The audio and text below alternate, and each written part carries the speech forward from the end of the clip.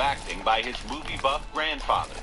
After graduating from high school in Indiana, Adam set off for Hollywood to take a shot at fame.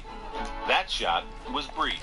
I failed. Like, I got to California and I had no more money because my car broke down outside of Amarillo, Texas. And then I tried to hitchhike and no one would give me a ride. And then I stayed at a youth hostel for like 2 days when I was there, and then basically ran out of all my money and just drove back home. And everybody that I had said goodbye to in Indiana, like I had a girlfriend at the time, like, see ya, you know, like, see ya in the movies, you know. Or then 2 weeks later, or like, you know, a week later, I was right back. Driver moved right back in with his parents and admittedly was lost. Then, as he watched the attacks of September 11th on television, he decided he had to do something. He joined the Marines. And so how quickly after 9/11 did you find yourself at Camp Pendleton?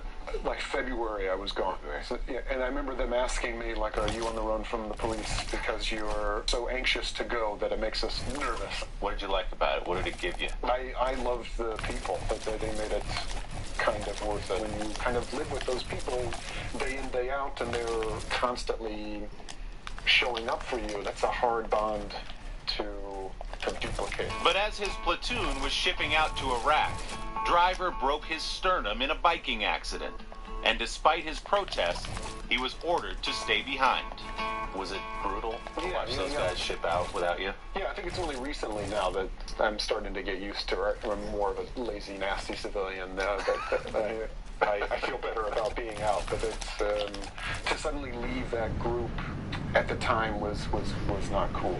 But people have actually, I've said this before, and people from my platoon have actually reached out and been like, I read this thing you said, and yeah, I give you permission to let it go.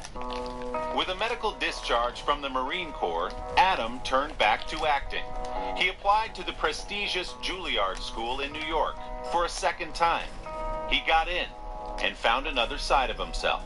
My friends in the military would be more aggressive or violent because they couldn't articulate it. And I was becoming less aggressive when I was exposed to these highly articulate playwrights, or even just that, you know, a theatrical experience that transcended words or whatever, and suddenly you find a connection with someone. Those acting chops carried him from stages in New York to roles in movies, like Spielberg's Lincoln and the Coen brothers' Inside Llewyn Davis.